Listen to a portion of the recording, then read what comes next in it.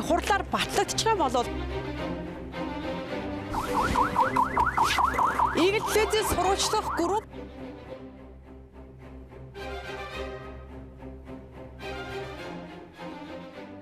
бид гүтгэхгүй, доромжлохгүй, уушгаахгүй, эрен сурвалжлана.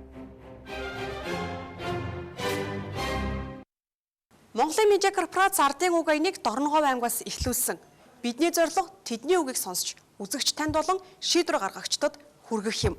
Дорноховд очиж ажилласан эхний өдрөл манай аймагт 2 сум байгаа. Хатанбулаг мандах нэртэй тог захилгаангүй энэ суманд очиж иргэдийн үгийг сонсоорой. Тэндээс сурвалжлага бэлтгэрэй гэж сайн шандийнхан загсан. Ингээд бид Дорноховынхны захиалгаар энэ 2 суманд очиж ажиллах шаардлага гарсан юм. Хаашаа нь очих вэ? Хатанбулаг сумын хувьд өдрийн 3-аас 4 цагийн хугацаанд тог захилгаантай байдаг. Харин мандах сум өдөрт 1 цагийн тог захилгаантай байдаг юм. Монгол улсын хэмжээнд хамгийн цөөхөн минут тогтой байдаг мандах сумыг бид зорилоо.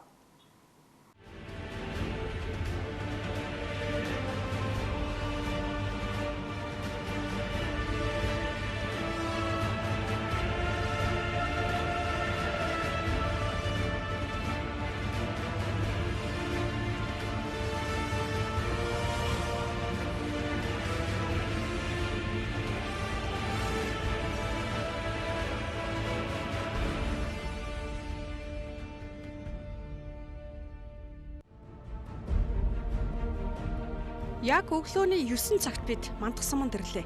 Тог захилгаангүй сум эмчин төрийн байгууллагын нь айгүй бол цагтаа ажилдаа ирдэггүй ах гэсэн таамаглалтай. Засаг дарганд хамгийн газар руу орсон ч бүх ажилтнууд нь ирчихсэн ажил өрнөж байлаа. Дэлхийн нийтээрээ эко хэрэглээг эрхэмдэж байгаа энэ үед тэд Монголд ховор байгаа эко хэрэглээтэй сум нь мандах. Өөрөөр хэлбэл нар салхины эрчим хүчийг ашиглаж тог захилгаанаа гарган авч болох сум. Учир нь энэ суманд нарны тол салхин сэнс хүний нүдэнд харагдана.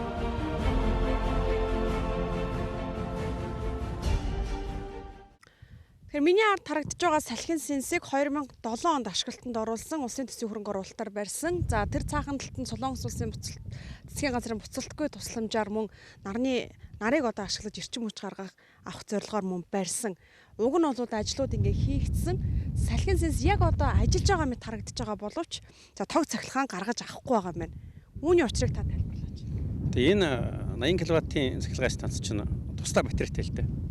2007 онд ашиглалтанд ороод одоо салхин сэнс эргэж байгаа боловч батарей цэнэглэж байгаа биш.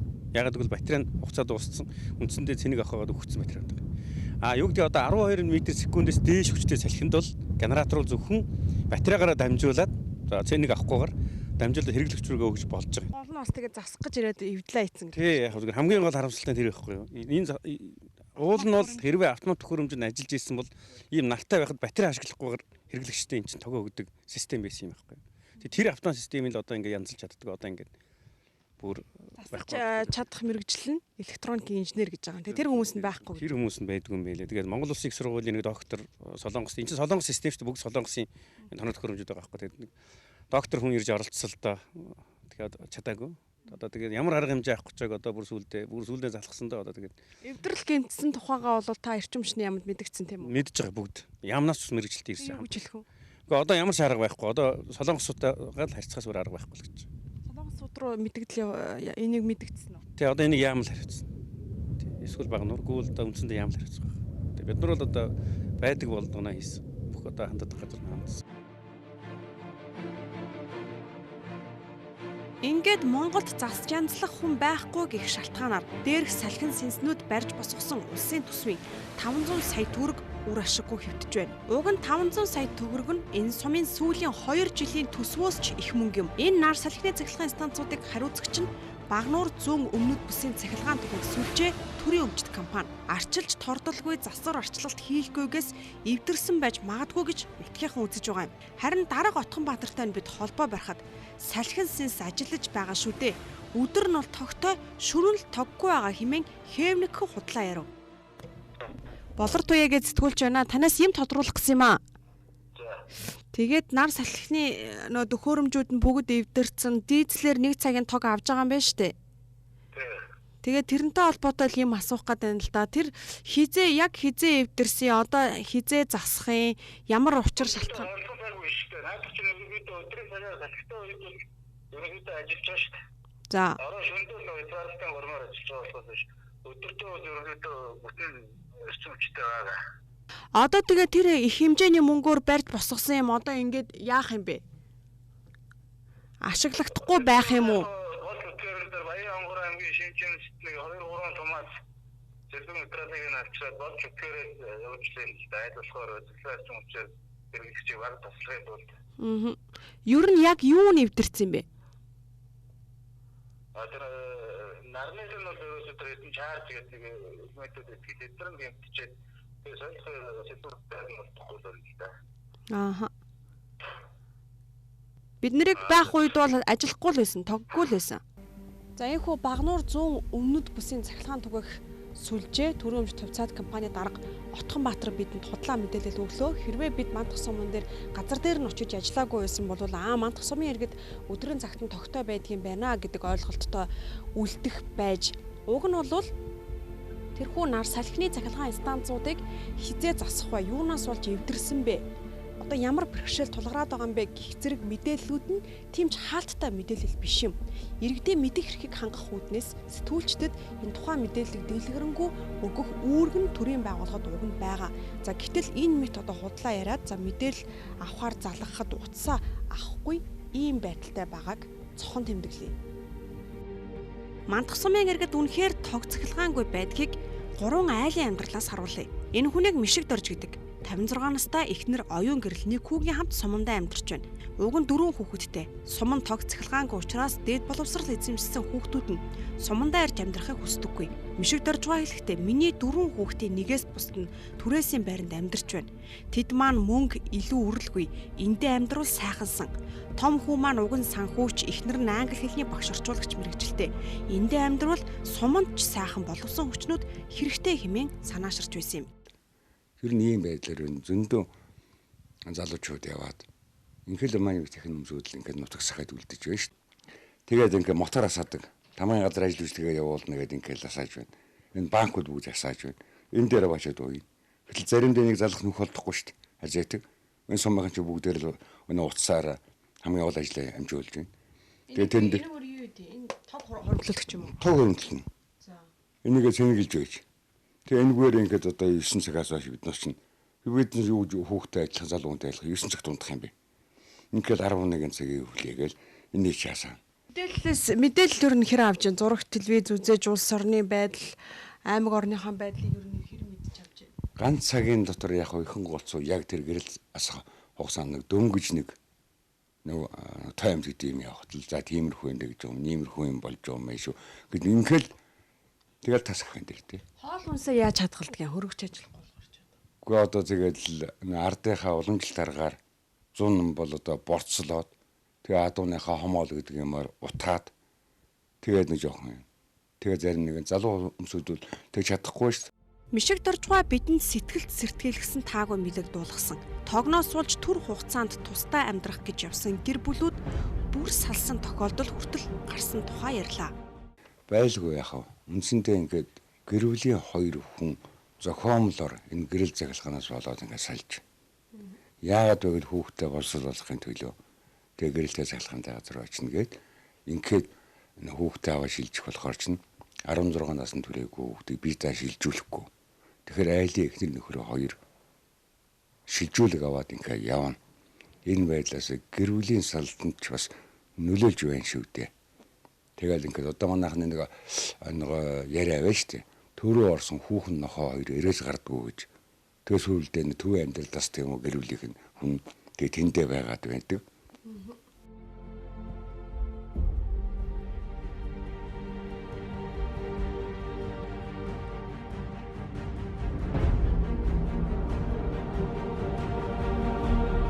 Мишиг Доржгаахаас гараад бид сумын эмнэлэг хэрхэн ажилтгийг харахаар орлоо.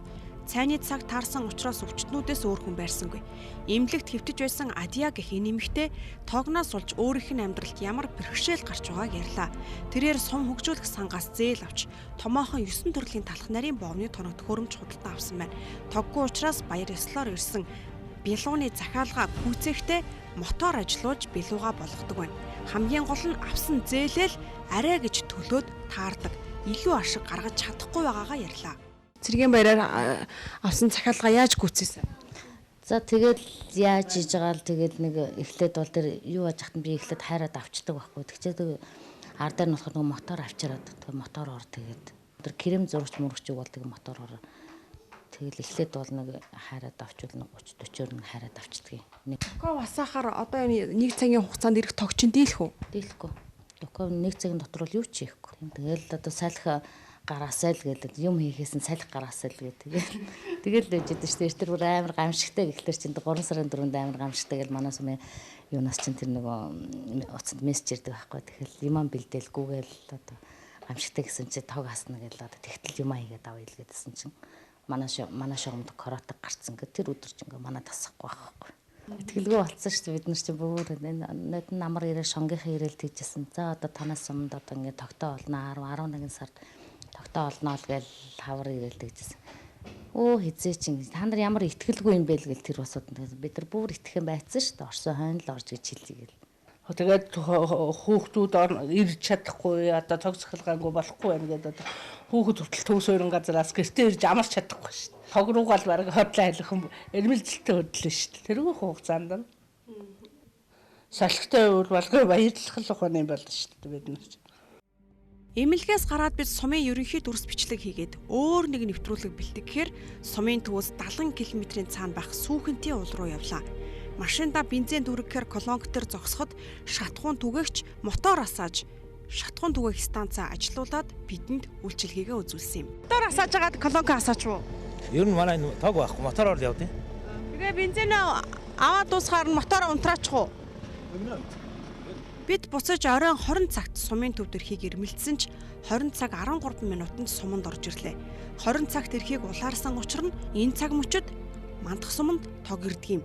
Дизель генератороо асаагаад 1 цагийн турш 20 литр шатхуун хэрэглээд 1560 хүн тог цахилгаантай болдог.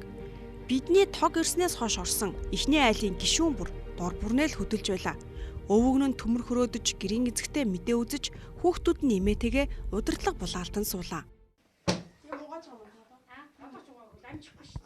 Гэж одоо ингээд одоо зурагт үзэх гэж их сони юм болоо шүү дээ. Би одоо ингээд өвгөн битэр мэдээ үзэх гээд ингээд одоо ингээд мэдэн дээр тавьчихна. Хүүхэд авч орж ирэнгүүт Google-ийн дээр тавьчихна. Ганц цагийн чи үг. Тэгээ бараг мэдээ үзээд ингээд сурталчилгаа гарах хооронд нь хүүхэд Google-тэйгээ үзнэ. Тэгээд нөө хүүхдийнхаа Google одоо мэдээ дахиад залгаа гарчиж байгаа гингүүт би тэр мэдэн дээр тавьж нэг удирдлага байнга болоод. Та 2 сая хаана явж хатан тог? Би тэр сая энэ баруун байранд дүүгэндээ явжсэн. Тэгжээд л тог асан гуталцгаар хойлоо наашгаа. Тогоор юм аа ядадл уцаа ууйн гэрлээ ууйн гээл. Ганцхан цагийн тогонд чи юу ч амждаг юм шүү дээ. Хийгдэх ажлуудын санал аваа явсан чинь хүмүүс л тог л өчөж байна. Тогтой л ах юм бол болж байна. Хөргөчтэй мах гэсэд яана. Тэгээд өнөөхөн гэсэд гоожингууд мотор асаана. Тэгээд өнөө юм угааж идэл чинь юу яана.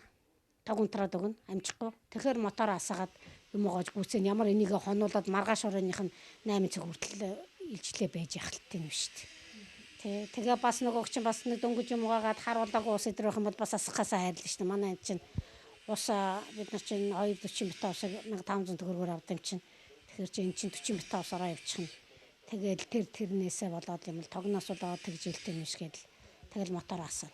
Гэрлийн мөнгө өдөр болгон 1 цагийг хэрэгжилж байгаа хэрнээ 30 хоног хэрэгжилж байгаа хэр мөнгө нь 10 мянга гарч байгаа. 11 мянга. Манай энд ер нь хамгийн их гардаг яг одоо нэг дэлгүүртэй нэг байшинтай айл нэг 24-5 мянга гэдэг гарах юм билээ. Сэргээгдэхэр чим үчгээд гэдэг тарифаараа эн чин яадаг үлээ 300 эдэн төгрөгөөр боддог үлээ яадаг үлээ тэгдэж шүү дээ. Энэ тогнооч асуудлыг болвол бүр эн чин би чи ханха 98 онд багийн дарга болсон шүү дээ. Тэгтэл цагаан суурга ашиглалтанд ороод өндөр хөгжлөлт холбогдсон, сум өндөр хөгжлөлт холбогдно гэлдэгдсэн. Одоо би тэтгэвртэй гарах гэж. Тэгэл засгийн газрын хүмүүс явсан эрчим хүчний сайд, зориг сайд ирж ил байла. Тэгэл их хөгжлийн жилийн бодлоо болгож өгнө гэж амласанд нь саналаа өгдөг үү? Одоо бодвол хүмүүс тэгдэг байл гэдэг. Тэгдэг байл миний хувьд л тэгдэг. Тэгэл жижиг дунд өдөр хөгжихгүй байна л гэдэг. Тоггүй болохоор хөгжих боломж өрдөө алга шүү дээ манайд. За тасаа юу хийж вэ? Яа нэг жолоохон төмөр тайрч явлаа. Амжил ам улс амжил одоо унтраад байгаа шүү. Унтрахаас нэмэл амжиж явахгүй одоо ахаасахгүй салхил гарахгүй ласахгүй. Энийг одоо юунд хэрэглэх вэ? Энэ шагаанд хэрэгэлдэг дээ. Одоо ийм шагааны буу хийж буудахснаас одоо шагаана буух сургууль хийгээд. Тэгэхээр нэг энэ төмрийг одоо хийж хөрөөдөхийн тулд 2 өдрийг зарцуулсан байна. Тэгэлгүй. Одоо өдөр тог байхгүй ч. Бидний орсон дараагийн айл сумын тогийг огт хэрэгэлдэггүй. Аккумулятораар хар зурагт үзэж чийдингээ ажилуулдаг. Телевиз сэтгүүлч гэхээр бэргэж зүвтдэг хүмүүсээс мандах сумынхан огт өөр. Хаа холоос өрсөн төвийн телевиз гэд таарсан бүхэн ярилцлага өгөхийг хүсэж байла. Энэ айлч биднийг найрсахаар угтаж, тог тасрахаас өмнө өөр айлаар орох ёстой гэд яарч аваагаа дуулгахад бушуухан ярьж амжсан юм. Уугуул. За би одоо насаараа энэ одоо дурмой мандах суманд амьдарч байна. Тог цахилгааны асуудал ер нь хизээрээс байсан юм бэ? Таны хүүхэд байхаас байв уу одоо хизээрээс байв? За тог цахилгааны асуудал ер нь одоо хүүхэд байхад бол социализм үед бол тог цахилгаан байсан. Бас ч одоо 1 зуурын зугтай байсан учраас тог цахилгаан бол бас 24 цаг асдаг энэ төр байж гоо.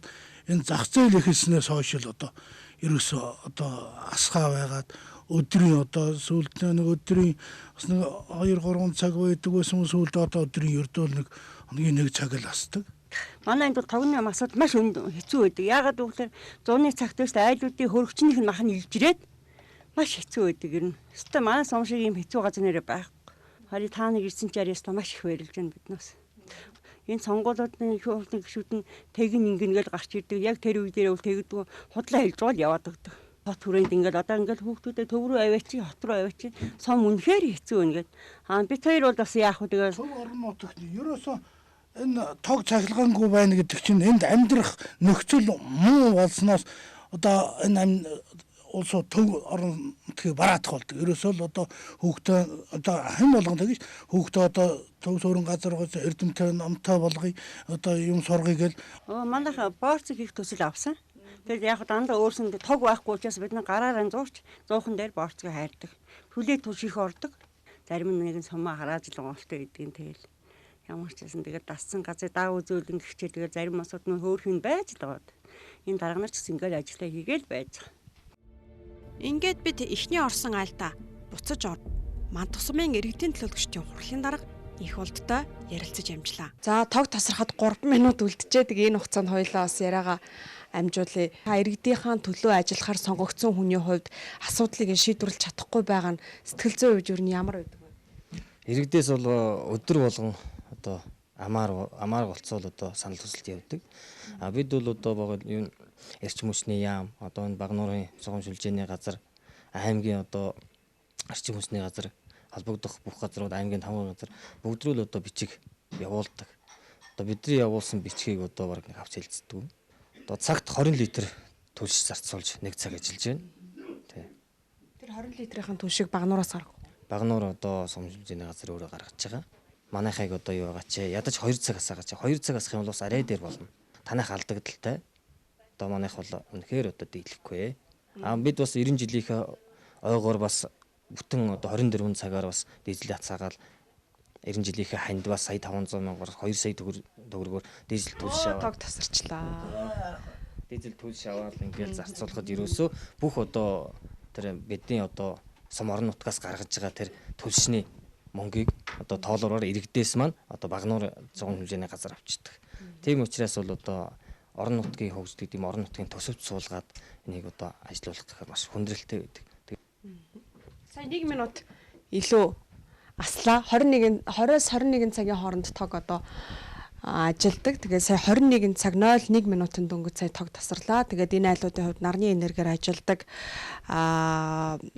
одоо гэрлүүдээ асаагаад ингээ бидний яриа гэрэлтүүлж байгаа байдал нь энэ байна. Тэгэхээр хөдөөд 21-р зуунд Дорногов аймгийн Мандах суманд нэг хамгийн том асуудал байгаа нь эрчим хүч байхгүй 24 цагийн 1 цагт нь л зөвхөн тог цахилгаан хэрэгэлдэг.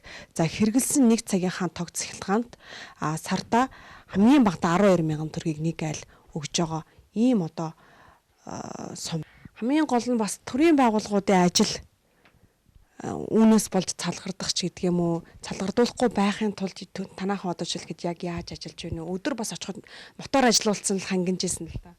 Тэ ерөөсөө л одоо бүх төрийн байгууллагууд одоо хувийн хвшлийн банкуд тэ бүгд дандаа одоо бага уурын цахилгаан өсгөр мотор ажиллуулж байгаа. Тэгэхээр 1980-ад оны үйл амьдралыг харуулсан говийн зэрэглээ киног та андахгүй сайн санаж байгаа.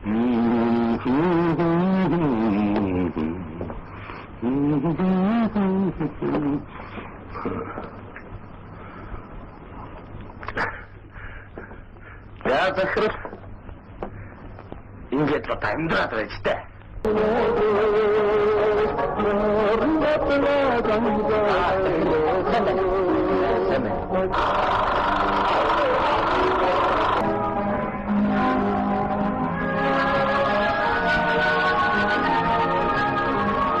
Тэгвэл 21-р зуунд яг 30 орчим жилийн дараа яг тэр дүр төрх тэр байдал мандах суманд өнөөдөр байна. Өөрөөр хэлбэл мотор асааж дизелээр тооцоглохоотойгоо залгаж төрийн байгууллагууд үйл ажиллагаагаа явуулж байгаа юм.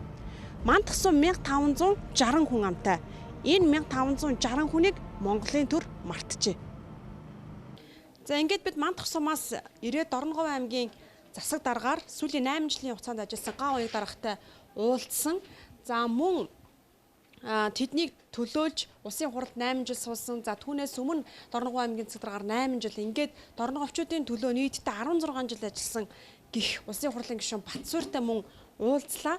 Тэгэхээр хамгийн гол нь Мандах сум хизээ тогтоо болж хизээ тэр мартагдсан 1560 хүн төрийн ивэлд очих юм бэ? Хизээ тооцоглохын тулах юм бэ? За энэ үнэн шүү.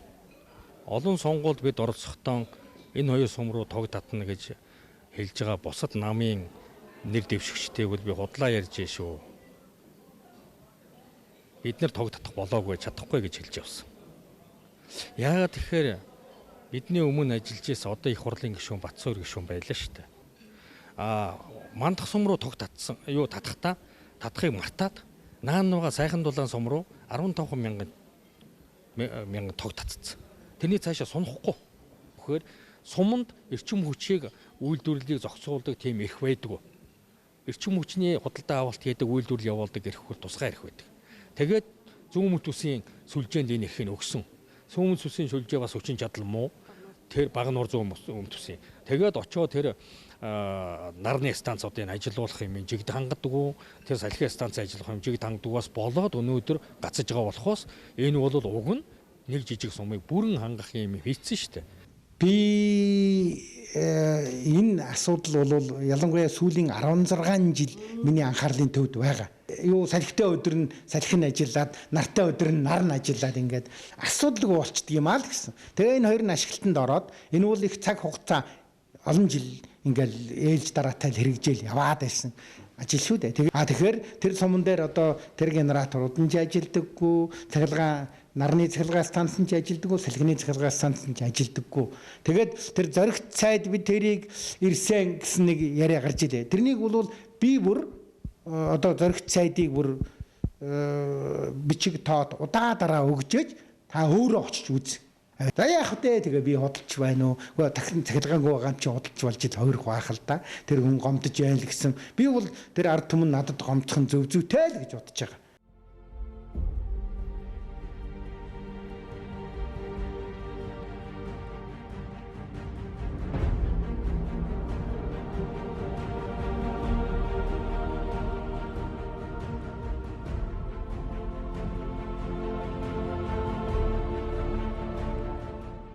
Хүний амьдралын гол хэрэгцээнд цахилгаан, ус хоёр байдаг. Гэтэл Мандах болон Хатан булаг сумын иргэд төрийн үйлчилгээний гадуур үлдчихэж.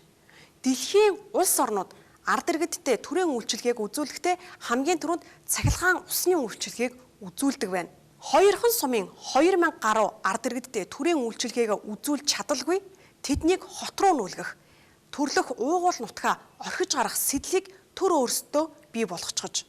Төрийн үйлчилгээ 2 сумын 2000 гаруй хүнд хүрч чадахгүй байгааг сурвалжлагаараа хүргэлээ. Анхаарал хандуулсанд баярлалаа.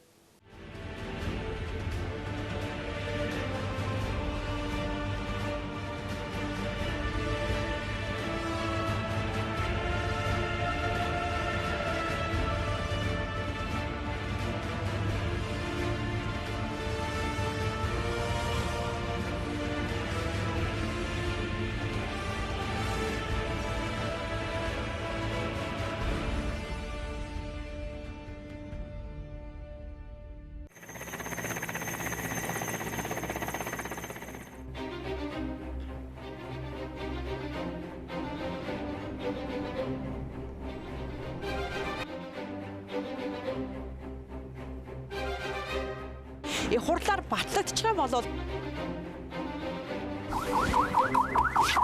Игэл телевизээс сурвалжлах групп